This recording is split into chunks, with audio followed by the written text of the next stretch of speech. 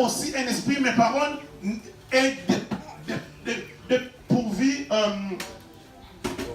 du corps. Nous, êtres humains, nous sommes un esprit qui a une âme qui habite dans un corps. Mais un démon, c'est un esprit et il est aussi une âme. Mais il n'a pas de corps. Il n'a pas de corps. Il cherche un corps pour habiter. Pour opérer, il a besoin d'un corps. Il faut savoir qu'il y a un dilemme, il y a c'est un combat, il y a une guerre entre les esprits démoniaques et puis Dieu pour habiter dans ta vie, dans ton corps. Donc si tu obéis à un esprit mauvais, diabolique, tu ouvres la porte pour que Satan vienne rentrer. Et c'est démon. Et si tu obéis à Dieu, c'est le Saint-Esprit vient habiter. Tout dépend de toi. Alléluia. Est-ce que tu peux regarder ce que côté de toi? Dis-lui, tout dépend de toi. Tout dépend de toi. Alléluia. Dis-lui, tout dépend de toi. Dieu a dit à Caïn, le péché se couche sur ta porte.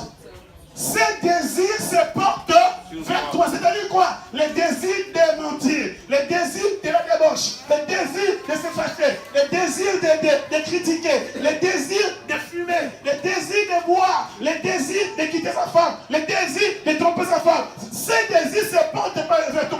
Mais il dit, toi, domine dessus. Tu as le pouvoir de dire non à ça. Tout dépend de toi. Tout ne dépend pas de Dieu. Tout dépend de toi. C'est à toi de dire non. Je ne veux pas faire ça. Mais toi, domine sur. Mais regarde ce qui s'est passé. Caïn n'avait pas voulu écouter les conseils de Dieu. Alléluia. Caïn a cédé. Qu'est-ce qui s'est passé? Caïn a tué son frère. Alléluia. A tué son frère. Regardez. Dieu pose même la question à Caïn. Où est ton frère? Caïn dit, est-ce que tu m'as placé garder de mon frère? Regarde l'arrogance. Tu sais ce que tu as fait, mais dis, est-ce que tu m'as placé garder de mon frère? Mais dis-le, le sang de ton frère crie. Crie jusqu'ici. Les sangs parlent. Bien aimé, les sangs parlent. C'est la raison pour laquelle Jean dit, si tu n'aimes pas ton frère, tu es un meurtrier. Pourquoi? Parce que tu tues déjà ton frère dans ton esprit, dans ton âme. Tu l'as déjà tué et son sang est en train de crier. C'est pourquoi il me dit, aimez-vous les uns les autres, comme je vous ai aimé. Parce que Dieu est amour. Alléluia. Il ne faut pas se disperser par ton message. Regardez, il dit, les vierges, ce sont des personnes qui ont accepté Jésus. Parce que quand nous étions, quand l'homme a péché, c'est l'homme était, excusez-moi les enfants, l'homme était aidé par le diable. Vous comprenez pas, hein? Hein? Je vais dire le mot. Alléluia. En fait, le Seigneur, fait ça. L'esprit de l'homme était vierge au départ. N'est-ce pas? L'homme était habité par Dieu. N'est-ce pas? Et l'homme était la femme de Dieu. Ésaïe chapitre 54. Alléluia. L'homme était la femme de Dieu. Ésaïe 54. Nous étions des épouses de Dieu. Mais quand nous avons péché, n'est-ce pas? Il y a eu séparation, il y a eu divorce. N'est-ce pas? Et un autre mari nous a récupérés. Ces maris-là, on appelle le diable. Il est venu, l'esprit de l'homme c'est comme une femme. N'est-ce pas? C'est comme une femme. Et quand le premier mari nous a quittés, un autre mari est venu. Ce mari-là nous a déviergés. C'est clair ou pas? Est-ce que vous comprenez? C'est pourquoi, si vous lisez dans Jean, chapitre 10, verset 10, il dit, afin que mes brebis aient la vie, et la vie en a abondance. Pourquoi il n'a pas dit mes béliers?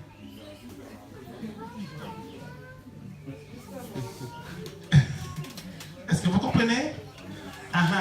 Parce que les béliers ne sont pas fécondables. C'est les brebis qui sont. Est-ce que vous comprenez? Et la parole, c'est comme la sémence. Est-ce que vous comprenez? La parole, c'est comme les spermatozoïdes. D'accord? Et nous sommes comme des femmes. C'est pourquoi on a besoin de la sémence pour être fécond. Je vais le développer le jour où je vais parler du mariage. Je ferme la parenthèse. Amen. Amen. Gloire à Dieu. Donc, alors, c'est pour redevenir vierge, nous avons besoin d'être, comment on appelle ça? C'est de recevoir la sémence de Christ. Alléluia. Ça fait, il faut que Christ vienne à nous. Nous devons accepter Jésus. N'est-ce pas? C'est accepter Jésus pour briser, pour refermer l'humain qui a été détruit. Il faudrait que ce soit une opération chirurgicale spirituelle pour recoudre là où le diable a causé des dégâts. Physiquement, si tu as été déviergé, physiquement, ça ne peut plus fermer. Mais spirituellement, oui. Alléluia. Spirituellement, oui. Alléluia. Et c'est ce que Dieu veut faire. Quand nous devenons enfants de Dieu, nous redevenons vierges. C'est clair ou pas? Est-ce que c'est clair? Donc, on redevient vierge, on est maintenant promis à un seul époux. Parce qu'à l'époque, tu étais une prostituée. J'étais une prostituée. Parce que, je vais m'expliquer. Dans la Bible, on dit, comment on appelle ça? Les ténèbres ne régneront pas toujours. Ésaïe chapitre 23. Les ténèbres ne régneront pas toujours. Ésaïe chapitre 43. C'est le ténèbre ne régneront pas toujours. Il dit, les là, c'est au pluriel. N'est-ce pas? C'est au pluriel. C'est beaucoup de ténèbres. C'est un seul ténèbre. C'est-à-dire beaucoup de démons qui causent les ténèbres. Alléluia. Mais par contre, quand on parle de la lumière, Dieu, Jésus est la lumière du monde. Une seule lumière. Pas beaucoup de lumière. Alléluia. Une seule lumière. La lumière. Mais qui est la personne de Dieu. Qui est Jésus de Nazareth. Jésus-Christ seul suffit pour anéantir le ténèbre. Alléluia. Toutes les ténèbres, Jésus-Christ seul. Et c'est la raison pour laquelle, frère, sœur, si tu prends en physique, on a fait l'expérience, tu prends en fait un prisme. C'est un morceau de verre. Tu le mets dans le sens de la lumière du soleil. Et de l'autre côté, ça va sortir plusieurs lumières. Et ça va réfléchir s'il y aura la lumière bleue, la lumière l'arc-en-ciel. Je ne veux pas parler de ça aujourd'hui. On parlera de ça plus tard. Alléluia. L'arc-en-ciel a combien de couleurs? 7 couleurs. On parlera de ça. On parlera de ça prochainement. Qu'est-ce que ça veut dire vert? Qu'est-ce que ça veut dire bleu? Qu'est-ce que ça veut dire c'est indigo? Qu'est-ce que ça veut dire par rapport à la parole? Il y a la signification. On parlera de ça plus tard. Frères et sœurs, et en fait, chaque ténèbre est combattue par la lumière. Une seule lumière, la lumière de Dieu, mais de l'autre côté, il y a plusieurs lumières. Il y a plusieurs, si vous voulez, ces solutions pour chaque ténèbre, pour chaque démon. Il y a une solution. S'il y a en fait un démon de la maladie, la seule lumière de Jésus-Christ combat le démon de la maladie parce qu'il y a une solution pour le démon. Même s'il y a la pauvreté, il y a une solution. Il y a chaque solution pour ces chaque ténèbre. Alléluia. C'est pourquoi il dit, celui qui me suit ne marchera pas dans les ténèbres, aura la lumière de la vie. Alléluia. Donc, c'est Jésus-Christ, quand nous acceptons Jésus, Jésus vient, même si nous étions prostitués, même si on avait plusieurs démons, plusieurs ténèbres qui étaient comme nos maris, parce que si tu obéis au mensonge, tu as un mari qui s'appelle mensonge, n'est-ce pas? Et si tu obéis à l'occultisme, tu as un mari qui s'appelle occultisme. Tu étais une prostituée, plusieurs maris venaient chez toi. Plusieurs maris. Prostituée spirituelle. Alléluia. Prostituée spirituelle. C'est pourquoi, frère, ça, nous devons sortir de là. Sortir de cette prostitution. Amen. Sortir de là. Et si tu acceptes Jésus, eh bien, maintenant Christ, qui est l'homme fort, vient mettre dehors tous ces esprits-là. Alléluia. Viens mettre dehors. C'est toujours Matthieu chapitre 12, il dit, si un homme fort garde la maison, tous ses biens sont en sûreté. Mais si en fait c'est le plus fort qui lui survient, il va dire les dons et les dépouilles. Alléluia. Le plus fort, c'est la personne de Jésus. Il veut dire celui qui est en nous est plus fort que celui qui est dans le monde. Celui qui est en toi est plus fort. Jésus est plus fort. De mettre dehors tous ces esprits qui demeurent en toi, qui te font du mal, qui pensent être en sûreté, en demeurant dans ta vie, qui pensent que ce sont tes maris potentiels. Non, aujourd'hui divorce. Ah, dis à celui qui est à toi, aujourd'hui divorce. Aujourd'hui divorce. Ah, aujourd'hui divorce. Alléluia. Oui, frère, sœur, ces esprits-là doivent quitter ta vie. Parce que le plus fort arrive. Alléluia. Le plus fort arrive, il va s'installer. Le Créateur arrive, celui qui t'a créé. Alléluia. Celui qui t'a façonné. Il veut demeurer dans ta vie. Et c'est là où quand tu reçois Jésus, nous sommes redevenus vierges. Pour redevenir vierge, tu n'as pas besoin d'appartenir à une religion. Non. Tu n'as pas besoin d'appartenir à une dénomination. Non. Tu as besoin de recevoir Christ. Alléluia. Tu as besoin de recevoir Jésus. Parce que c'est Jésus seul qui peut refaire ta vie, te redonner ta valeur, te redonner cette maturité, cette valeur que tu avais au début. Alléluia. Et c'est là où Paul dit, je suis jaloux de vous, d'une jalousie de Dieu. Parce que je vous ai fiancé à un seul époux,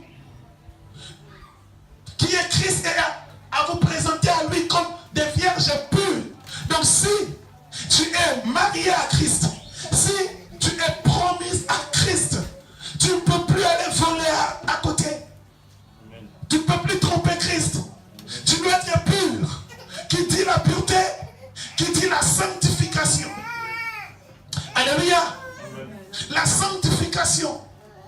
de marcher dans la sainteté, de la crainte de Dieu. La crainte de Dieu. Parce que tu es une vierge. Tu es promise à Jésus, Jésus seul. Alléluia. À Jésus seul. Mais si nous regardons, Christ dit, parmi les vierges, il y avait les vierges comment? Sages, et il y avait des vierges comment? Folles. On devient enfant de Dieu. On devient vierge. On est promis à un seul époux qui est Christ. Mais regardez, les catholiques sont aussi chrétiens, n'est-ce pas? Les évangéliques sont aussi chrétiens, n'est-ce pas? Les adventistes sont aussi chrétiens, n'est-ce pas? Les témoins de Jéhovah sont aussi chrétiens, n'est-ce pas? Quoi encore? Ils sont tous chrétiens. Mais laissez-moi vous dire, il y a ce qu'on appelle les vierges sages, il y a ce qu'on appelle les vierges folles. Regardez frère, la différence. On dit, les folles ont pris, ou sinon toutes ces vierges ont pris leur lampe. Toutes les vierges ont pris quoi? Leur lampe. On n'a pas encore commencé à faire la différence. Toutes les vierges ont pris la lampe. La lampe, c'est quoi? Les Psaumes chapitre 115. Alléluia. 119, plutôt à partir du verset 115. Le Bible dit, ta parole est une lampe à mes pieds et une lumière sur mon sentier. Ta parole est une lampe à mes pieds. Donc, c'est-à-dire quoi? Toutes ces vierges-là, qu'elles soient folles ou sages, ont la parole. Alléluia. La parole. Donc, pour être une vierge, tu dois avoir la sémence. Tu dois avoir la parole. Pourquoi, en fait, les vierges, à la rencontre de l'époux, elles avaient besoin de la lampe? Pourquoi? Je me suis posé la question. Pourquoi, en fait, quand elles partaient pour rencontrer l'époux, elles avaient besoin d'une lampe? Je veux vous dire, en fait, ces vierges avaient besoin d'une lampe parce que la route, la voie était ténébreuse. Le monde entier est sous la puissance du malin. Le monde est dans les ténèbres. Alléluia. Le monde est dans les noirs. Pour aller rencontrer l'époux, il faut que la route soit éclairée. Éclairée où il dit, ta parole est une lampe à mes pieds. C'est-à-dire quoi? Là où tu vas poser les pieds, ça doit être éclairé. Parce que si ce n'est pas éclairé, il y a des pièges de l'ennemi. Tu vas tomber. Tu vas être surpris. Tu dois mettre ta lampe à tes pieds. Je vais dire à quelqu'un, tu dois avoir la lampe à tes pieds pour éclairer tes pas. Alléluia, éclairer tes pas. Sinon, ça va t'amener jusqu'à la prostituée, jusqu'à la maison de la prostituée. Bien-aimé, la religion, c'est la maison de la prostituée. La dénomination, c'est la maison de la prostituée. Tu dois faire attention. Alléluia. Alléluia. Alléluia. Amen. Frère, sœur, tu dois avoir la parole pour éclairer tes pas. Où est-ce que tu mets les pieds? Dans quelle maison tu mets ton pied? Dans quelle église où tu mets ton pied? Dans quelle dénomination tu mets ton pied? Alléluia. Est-ce que la parole éclaire ton pas ou pas? Alléluia. Bien-aimé, la parole. Dis à celui qui est contre toi, la parole. Tout passera, mais la parole ne passera pas. Alléluia. Alléluia. Tout passera, mais la parole ne passera pas. Tout passera, frère. Les voitures passeront. Les maisons passeront. Alléluia. Les mariages passera. L'argent passera. Mais la parole ne passera pas. Bien aimé, la parole doit être ta lampe. Ça va éclairer ta voix. Et tu iras à la rencontre du Seigneur, de ton mari préféré. Bien aimé, il faut que la parole, tu dois faire tout selon la parole. Tout selon la parole. Pourquoi? Parce que il y a des pièges. Jésus-Christ, dans Matthieu, chapitre 4, Luc, chapitre 4, Jésus-Christ l'amène, c'est le diable, le transporte jusqu'au le désert. Il lui dit, si tu te prosternes devant moi, je te donne le monde entier. Et puis sa gloire, prosterne-toi devant moi. Je le donne à qui je veux. Alléluia, parce que ça m'a été donné. Mais Jésus-Christ lui dit, il est écrit, n'est-ce pas? Il est écrit, tu adoreras que l'Éternel, ton Dieu, et tu ne serviras que lui et lui seul. Frère, à quoi ça sert de gagner le monde entier si tu perds ton âme? À quoi ça sert? On lui montre tout. Il dit, tu m'adores. Frère, sœur, Jésus-Christ dit, il est écrit, selon la parole. Il est écrit. Pourquoi? Parce que lui-même était la parole. Il a dit, au commencement était là, la parole. La parole était avec Dieu, la parole était Dieu. Dieu, lui-même, Jésus, la parole faite chair, était venu habiter parmi nous la personne de Jésus. Bien aimé, il est écrit. C'est pourquoi tu dois connaître la parole. Tu dois étudier la parole. Tu dois, bien aimé, chercher à décortiquer la parole. Bien aimé, je suis étonné. C'est un homme de Dieu qui passe à la télé, qui dit pourquoi l'enseignement, on les enseigne, ils notent sur les cahiers, ils remplissent les cahiers. Nous, on a l'Esprit de Dieu. Venez, vous serez guéris. Frères, sœurs, les guérisons cesseront. Mais la parole restera. Les guérisons cesseront. Les parlants en langue cesseront. Les miracles cesseront. Alléluia. Mais la parole restera. Pourquoi le monde est malade aujourd'hui? Parce que, on dit, mon peuple périt faute de connaissance. Les gens ne connaissent pas la parole et le diable leur ment. Pourquoi les églises sont malades? Parce que les églises demeurent bébés spirituels. Les gens ne sont pas enseignés. Alléluia. Regardez ce qui passe dans les médias. Prône le miracle. Prône le miracle, guérison, mais c'est l'argent et tout ça. Mais peu parle de Christ. Peu enseigne. Peu démontre le mystère caché de tout temps, de tout âge, qui est la personne de Jésus. La sagesse infiniment variée. C'est la personne de Jésus. Bien aimé. Là où il n'y a pas d'enseignement, il faut fuir. Ah, je vous dis, frère. Là où on ne révèle pas Christ, il faut partir. Là où on ne prêche pas la vérité, il faut fuir. Bien aimé, vous qui êtes là, les jours où enfin ne prêchera plus la vérité, partez ailleurs. Ah, je vous dis, frère, je ne suis pas venu pour amuser la galerie.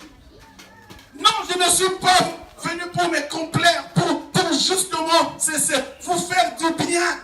Entre guillemets, dire ce que vous aimez. Ah! Je veux dire ce que Dieu aime. Et Dieu aime qu'on sorte du péché. Qu'on soit saint. Pourquoi? Parce que nous allons vers à la rencontre du Seigneur. Et la rencontre du Seigneur a besoin de la parole. Alléluia. Besoin de la lumière pour éclairer nos pas.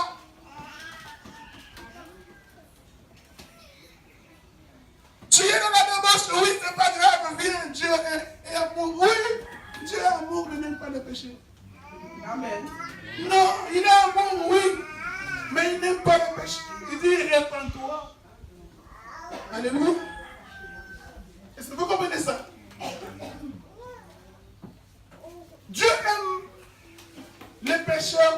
le péché. Dieu aime le péché, mais il n'aime pas le péché. Si tu pratiques le péché, Dieu n'aime pas. Mais tu dois sortir de là pour ton bien. Alléluia. C'est important. La parole, c'est notre lampe. La parole, ça éclaire, frère. Ma soeur, la parole, tu dois aimer la parole. Si tu aimes la parole, tu aimes Dieu. Si tu tombes amoureux de la parole, tu tombes amoureux de Dieu. La parole délivre, frère. Vous connaîtrez la parole vous délivrera. Vous connaîtrez la vérité. Et la vérité vous affranchira. C'est la parole, frère, sœur. Si tu n'aimes pas la parole, tu ne peux pas être affranchi. Alléluia. La parole, c'est ce qui va t'amener au ciel. La parole, c'est ce qui va te juger. La parole. Alléluia. Et deuxièmement, la Bible dit, tous ont pris leur lampe. Mais les femmes n'ont pas pris d'huile avec elles. C'est ça le problème. Toutes les religions ont soi-disant la parole. Les catholiques ont la parole. Les protestants ont la parole.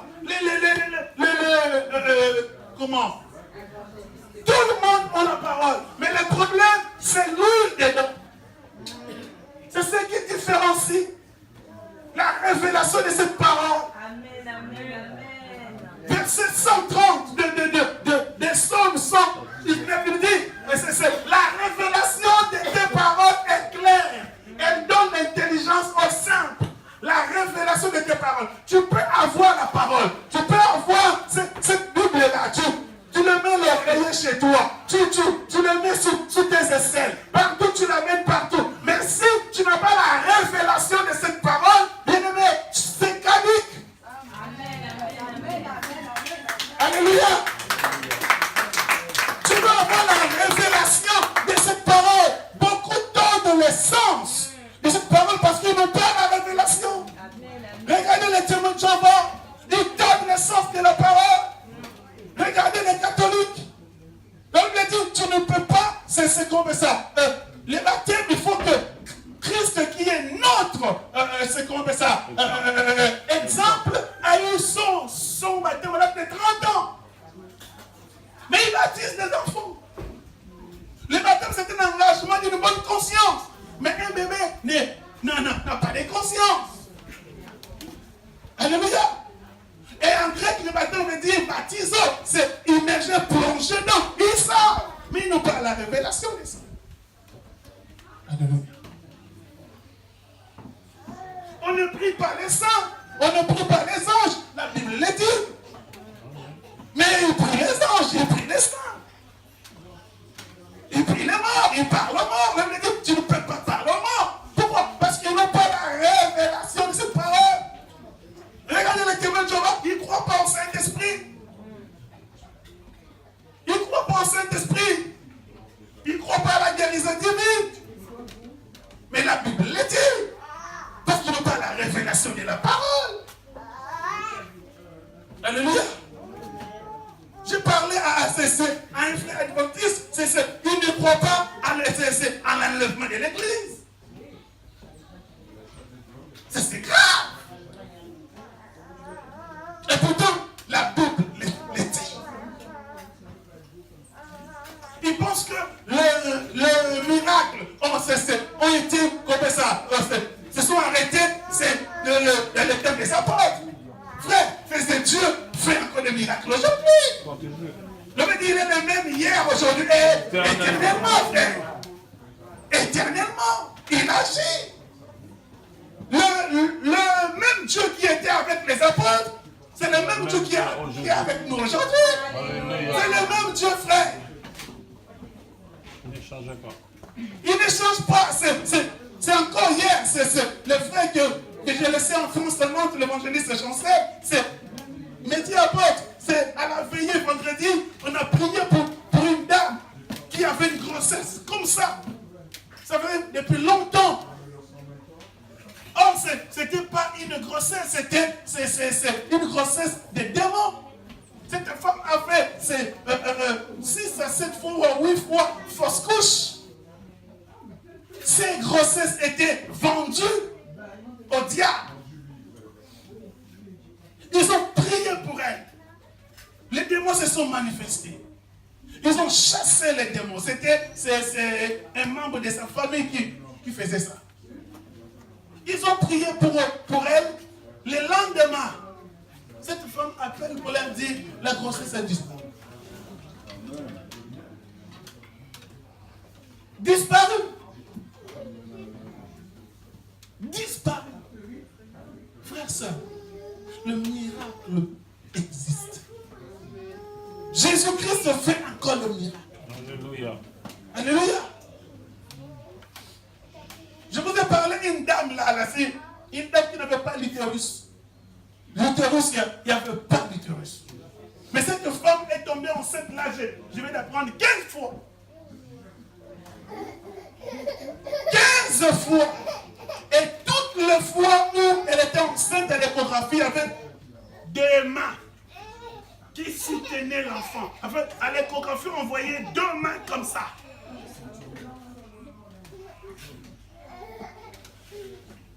C'est ma femme qui connaît les noms de cette femme. En fait, elle est sur Internet. Hein? 15 grossesses. 15 fois.